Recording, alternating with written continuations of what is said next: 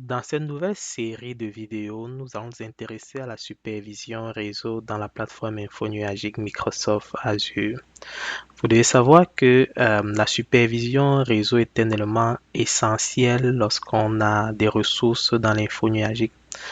La supervision réseau va vous permettre de garantir la disponibilité, les performances, la sécurité de l'ensemble de vos infrastructures qui sont déployées dans la plateforme infonuagique Microsoft Azure. Alors, Azure va mettre à votre disposition un ensemble d'outils de supervision qui vont tout simplement vous permettre de comprendre et de diagnostiquer les différents problèmes et enjeux que vous avez avec vos ressources. Donc, grâce à ces services, vous serez capable d'avoir une meilleure vision sur la disponibilité de vos ressources, sur l'état de santé de vos ressources, sur les différents problèmes de réseautique qui pourraient potentiellement affecter vos ressources et par ricochet les personnes qui utilisent ces ressources-là.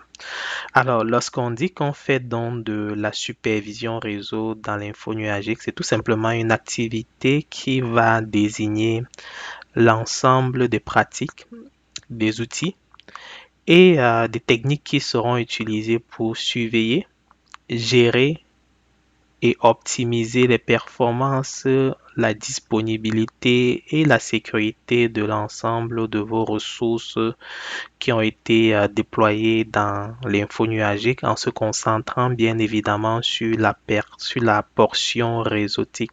Ok.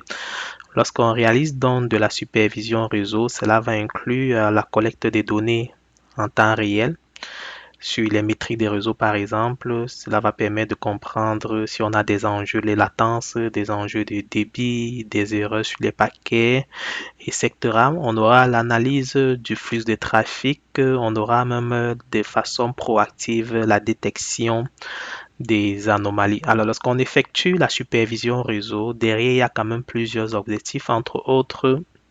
On aimerait assurer la disponibilité de nos ressources. On veut garantir que nos applications soient toujours disponibles, qu'il n'y ait pas un quelconque enjeu des réseautiques qui pourrait faire que nos services ou nos applications ne soient plus accessibles à nos utilisateurs.